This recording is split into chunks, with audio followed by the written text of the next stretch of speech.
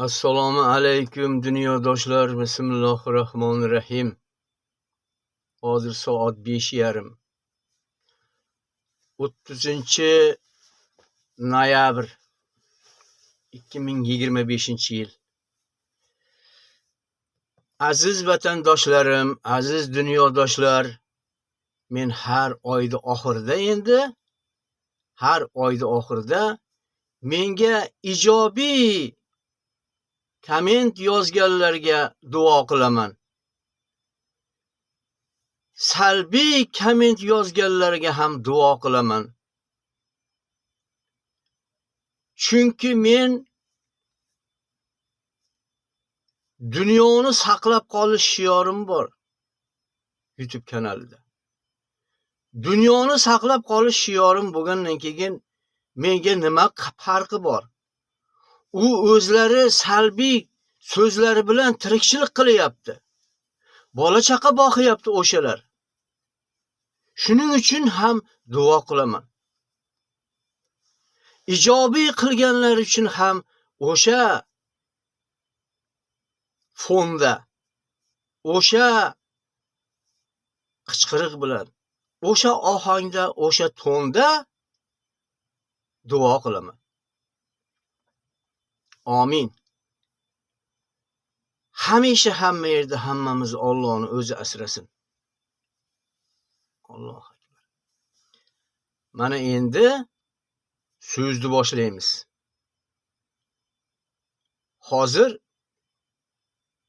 men judayam xursandman o'zbek millatimdan. Meni tushungan uchun. Ammo mana bu inglizlar, franklinlar bu chol haqida lom-lim demaysan, gapirmaysan, og'zingni ochmaysan deb qo'ygan.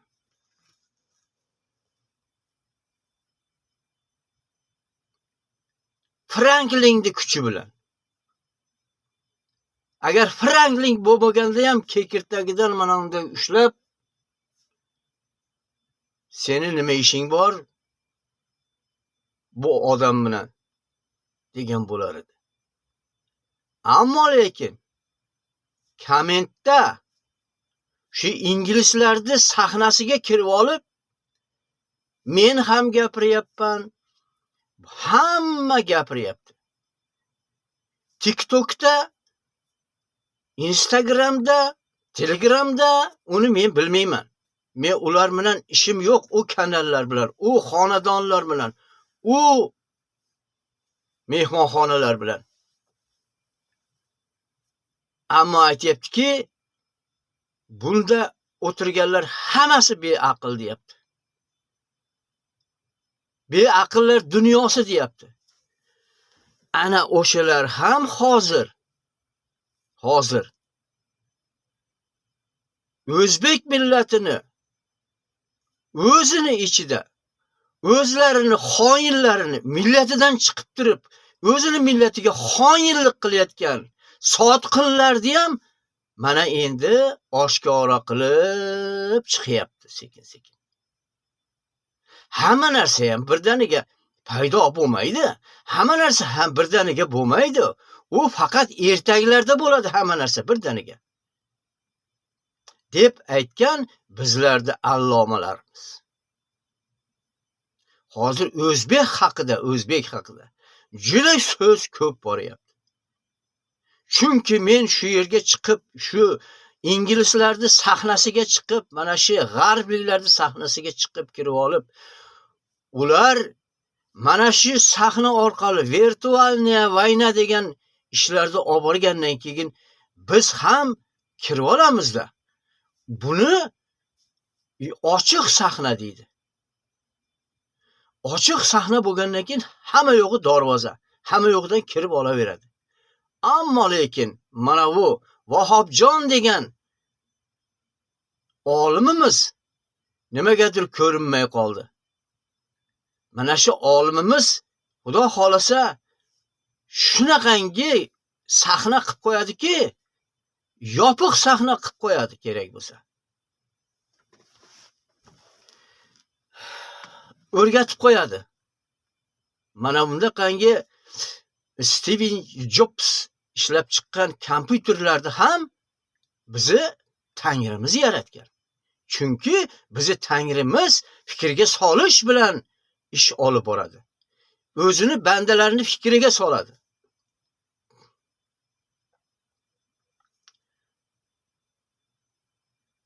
Bizi Tangrimizni mohirati haqida, yana kichkinagina bir mohirati haqida yoritib qo'yay.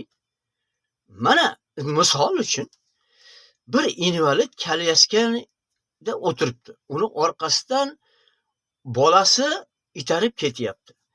Ana shu paytda kameralarga tushib qolgan rasmlar isbotlab beryapti. Bu Tangrimizni san'ati bilan bo'lyapti hammasi. Mohirati bilan bo'lyapti. San'ati bilan mohirati yana bir yoritib qo'ymoqchiman. O'sha avtobusni oldidan o'tib ketayotgan paytda oniy daqiqada urib ketish kerak edi. Shunda avtobusni suvga aylantirib qo'ydi. Suvga aylantirib qo'ydi. O'tib ketdi avtobus. Ammo lekin kalyashka bilan bola nariyoqqa ham ketyapti. Buni hozirgi 21-asrda kameralarga tushirib qo'ydi. Mana bunday buni hammasini bu kameralarda Tangrimizning qudrati bo'ladi. Mana endi o'zbek millatini qayerdan kelib chiqqan, qanday chiqqan devirmasin. Mana bu hozirgi, mana 21-asrda gapirayotgan olimlar Gerodotdan buyog'ini gapiryapti. Men milliard yildan gapiryapman. Nima uchun? Bu Tangrimizning san'ati bo'ladi. Men isbot uchun shuncha millat qayerdan kelgan, qanday qilib paydo bo'lgan deb Charles Darwinni bir tiyin qilib qo'yapman. Charles Darwin ham tarixda bir tiyinlik bo'lib qoldi xolos. Aslida u Xudoga ishongan odam edi. Muhammad sallallohu alayhi vasallamni qanday qiynagan bo'lsa firavnlar, yahudiylar bir bo'lib. Hozir ham endi payg'ambar bo'lmaydi degan ma'nosini kim tushuntirib bera oladi? Hech kim tushuntirib bera olmaydi payg'ambar endi bo'lmaydi degan ma'nosini. Juda ham to'g'ri yozilgan. Vaqt soat kelganda men sizlarga shuni hozir tushuntirib bermoqchiman.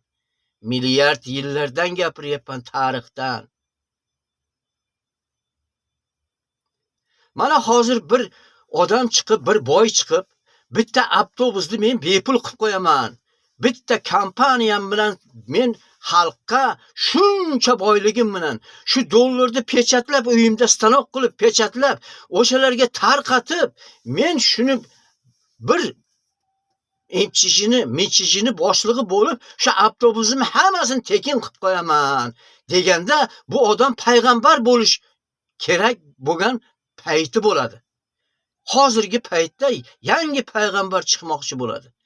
Ana undan keyin avtobuslar tekin qatnaydi. Hamma shunga minadi. Hamma shuni kutib turadi. Hamma viloyatda paydo bo'ladi. Ana uni keyin boshqalar bola chaqasini boqa olmay qoladi. Boshqalar ishlay olmay qoladi. O'sha boshqalar hammasi avtobusni texnikasi hammasi bir tiyin bo'lib qolgandan keyin uni o'ldirishga jazm qiladi. Yo'q qilishga intiladi. Ana undan keyin o'ldi haligi. Ana undan keyin yana o'sha avtobuslar joy-joyiga qoladi. Yana o'sha pullik, o'sha nima boshlanadi. Ko'ryapsizmi? Endi bo'lmaydi, endi boshqa payg'ambar degan ma'nosi mana shu bo'ladi. Bo'ldirgani yo'l qo'ymaydi. Chunki o'sha Boburni ham inglizlar aldagan. Yolg'ondan yoz degan. Aslida tabib bo'lib kelib podishoni tuzatgan. Urush qilmagan. O'zlarini juda ham oliy martabali insonligini ko'rsatib, o'sha Hindistonda atrofida yaylovda o'tirgan paytda tabiblar chiqib Podishoni o'limdan olib qolgan. Ana undan keyin meni o'rnimga sen qolasan degan. Ana undan keyin qolgan. Mana bunday bo'lgan. Ammo lekin inglizlar pinjiga kirib olib, inglizlar sen unday qilma, sen g'olib bo'l, shuni qirib olganmiz, o'ldirganmiz, qirib tashlaganmiz deb yozgin degan. Mana hozir ham 21-asrda o'zbeklarni ingliz qog'ozi bilan aldayapti. Endi tushunyapsizlarmi o'zbek millatim? O'zbek millat hech qachon sotilmaslik kerak. Ichingda o'tirib o'z millatini shu qog'ozga ishonib, shu qog'ozda o'tirib sotayotganlar, yashirincha ishlar qo'rqqanidan franklik eng qo'rqoq maraz qog'oz bo'ladi. O'zi kelib shu ishni bajara olmaydi hech qachon. Shu qog'oz orqali o'zbek millatini yer yuzidan Xitoy bilan birga qo'shilib, mana Xitoyda telefonini perevod qilib berdi. Shoshilmanglar. 2 yil shoshilmay turinglar, bizga qul bo'ladi o'zbeklar deb gapiryapti. O Xitoyga. Ana uni tarjima qilib berdi. Xitoylar mana bunday ishni olib boryapti hozir. Shoshilmanglar deyapti.